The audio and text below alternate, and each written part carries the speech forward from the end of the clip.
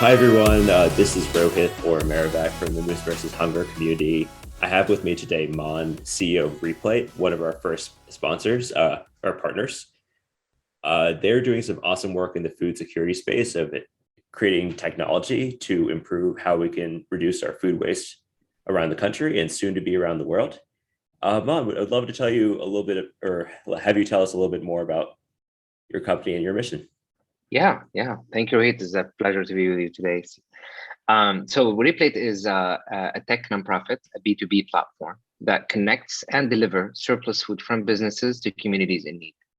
The way it works is, let's say, for example, you have, your catering company or your venue space, or let's say a campus like UC Berkeley or UCSF as a hospital. Any business that can generate certain food to feed its employees or provide food as a food service to that institution or a campus. We work with all these entities. And the way it works is a business like, let's say, Netflix would sign up to our platform. They have catering in their LA office, in their New York office, and in their Los Gatos office. So what they do, they create multiple locations on our platform, and then they request pickups on demand or schedule recurrent weekly pickups whenever they have food from the cafeteria, from events, snacks, really any food events that they have for breakfast, lunch, and dinner, they request and pick up on demand. And then similar to DoorDash or Uber Eats, they get an ETA. Our food rescuer heads their way, they package the food and deliver it to the closest shelters or soup kitchen in need. When it comes to the recipients that we work with or beneficiaries, they're typically nonprofits, and they range from youth programs to soup kitchens, to senior centers, to shelters, to really any program that is trying to, break the cycle of poverty. We help support them with our food so they can engage their beneficiaries and help them with their nutrition. As a full cycle, these donors, or call them food donors, in this case, Netflix, would have access to the dashboard where they can see with full transparency in terms of where the food went, who are the nonprofits who benefit from it. They can see how many meals they created, how many pounds of food they've recovered. And also from an environmental standpoint, they can see how much CO2 they diverted from the environment, right? Because when we throw away food in the trash, it emits greenhouse gases like methane and CO2 that contribute to climate change, of course, and the greenhouse effect. So by reducing your food going to trash, you're actually reducing the CO2 in the environment. And add to that the water savings. Because when you create food, how much water you need, right? To grow the food, how much resources you need to take the food from the farm to the restaurant, cook it in the restaurant with all the fuels necessary, and then waste it. So imagine the amount of resources that you're sort of saving from going to waste so that you can actually use to feed other people who are currently experiencing food insecurity. So all these impact metrics are shown on your dashboard. And of course, you can manage your pickups, you can cancel, you can, it's like a sort of like a management platform with the impact that you're creating on a daily basis. Yeah, and I think from what my research has done so far, food waste is such a massive problem, and everyone who's worked in a corporate environment just sees how much you end up tossing away or how much you end up providing.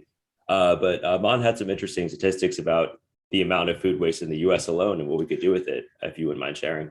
Yeah, of course. Like just a quick fact, like, if the US was able to reduce today the, food waste to reduce it by 5%, that will alone enable 2 million people to have meals. So just showing that number and adding to that, Rohit, also like thinking about, the growing population, right? Like from now by 2050, we will probably have, increase the population by so much, right?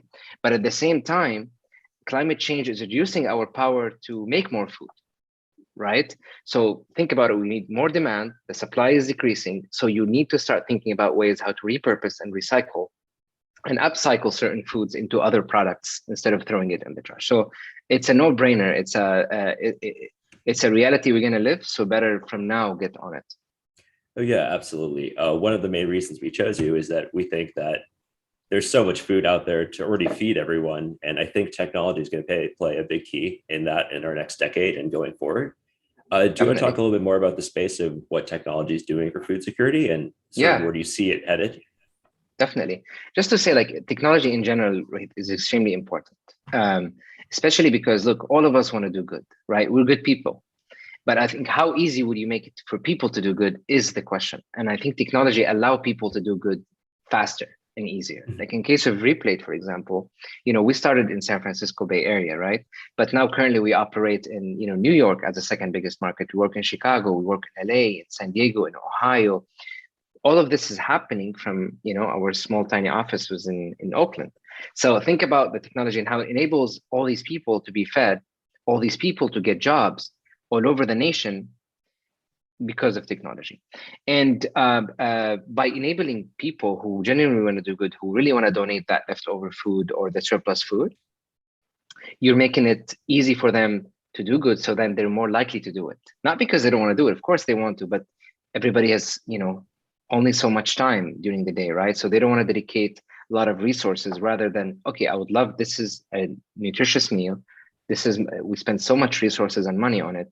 Is it as simple as a tap of a button that I can actually deliver it to people who are experiencing food insecurity? That's where technology comes in, and how Replate makes it extremely seamless and delightful to really sort of create that experience.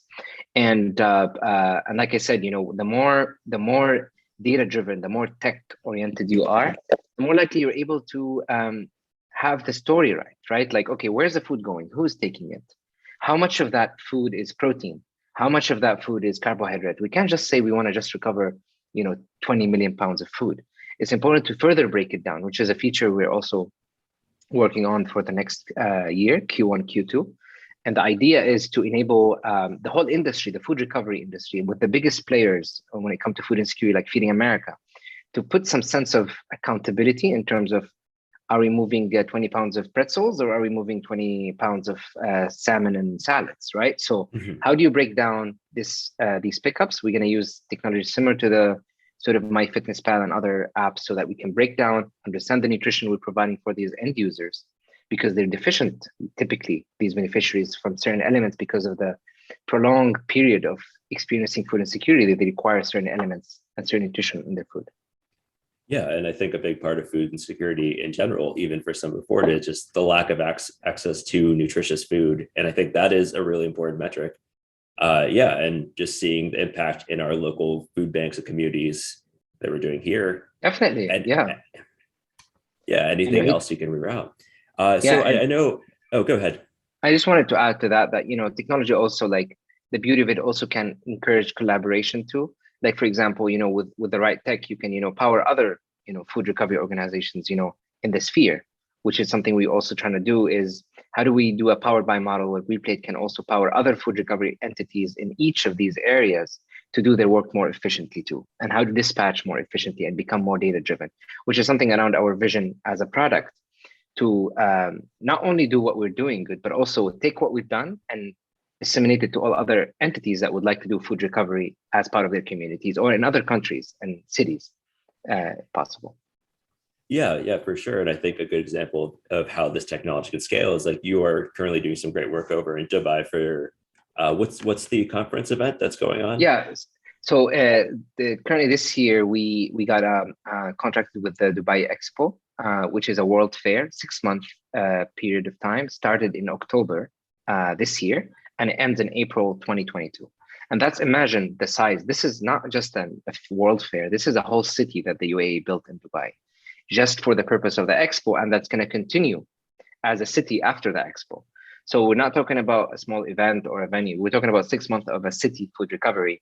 We're talking about clients like, big clients already onboarded, like Emaar, which is one of the biggest construction companies.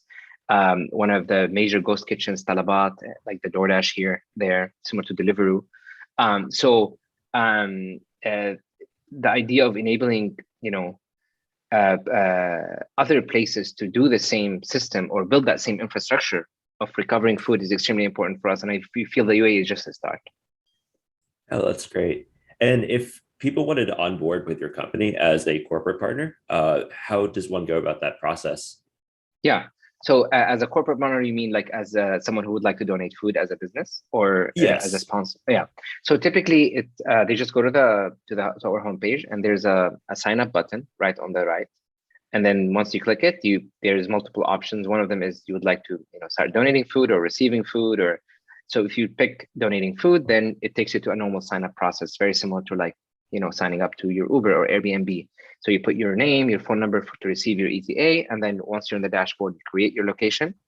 and then you request pickups. You describe what that pickup would look like, and then once that is happening, the pickup gets into our backend and then get matched by our algorithm to the closest food rescuer or a DoorDasher or any other outsourced platform that we work with for delivery. And then with the closest open nonprofit in need that require that kind of food. So sort of automated process to sort of get the right food. And then once you get the ETA, you will know. And then once the pickup is complete, you will get a phone text that your pickup is complete. And on your dashboard, you can see all what you've done because of that pickup. Awesome. And on the other level, like for our community members, if I know that industrial food waste is a big part of it and we'll never waste as much as some of these corporations, but is there something we can do on an individual level to reduce our food waste? Definitely. End of the day, if you look at just to give a perspective on the biggest waste, if you look at that pie chart of where all the food waste is, at least in the US, the biggest section is in the household food waste. That's where most of and then the second biggest comes the food service, which is basically what I'm talking about. Food services like, your Sodexo, your food service providers, your retailers. So these guys, with all the effort that's happening right now, there's only 1% is being recovered with all these other entities around, like Replate and others who are trying to do work. But back to the household, and it's extremely important that we try to reduce waste at home, because end of the day, we influence so many people. We are end of the day the businesses, we are the employees, we are the individuals at home that we can influence our families and partners. So one big tip I would always say, like when you go grocery shopping, don't go shopping when you're hungry, because you'll tend to bring a lot of other items that you might not use. Also, try to either upcycle what you're left over in the fridge, or even there's a lot of amazing websites out there that will help you put the ingredients that you have in the fridge, and it will whip out for you a certain dish or a recipe. So you can actually not waste the leftover, green onion you have, or a tomato, or of any sort. I also recommend, there's also an app called Olio. I don't know how, if it's in the US fully, but they originated in the UK, and it's an app also that you can potentially share food with your neighbors and things like that. It's called Oh, Olio. very cool. Yeah, Yeah, I'll be sure to drop that in the comments to see if we can get people on it. Yeah, definitely. Great. And yeah, so we're thrilled to support your mission here. We'll be posting a giving block donation link below for anyone who's inclined to donate, but we plan to send a lot of money to Replate to help them with their mission. I just want to thank you, Maen, for taking the time. Is there any last words or any other message you want to shoot out about Replate? No, thank you. I really appreciate what you are doing, and we're excited to be also sort of getting into this sort of leading edge technologies as well, as our nonprofit really relies a lot on technology. And last words I would like to say is we're very, very grateful for all of you, and wish you all happy holidays. That's it. Thank you, Maen. Really appreciate your time. Bye.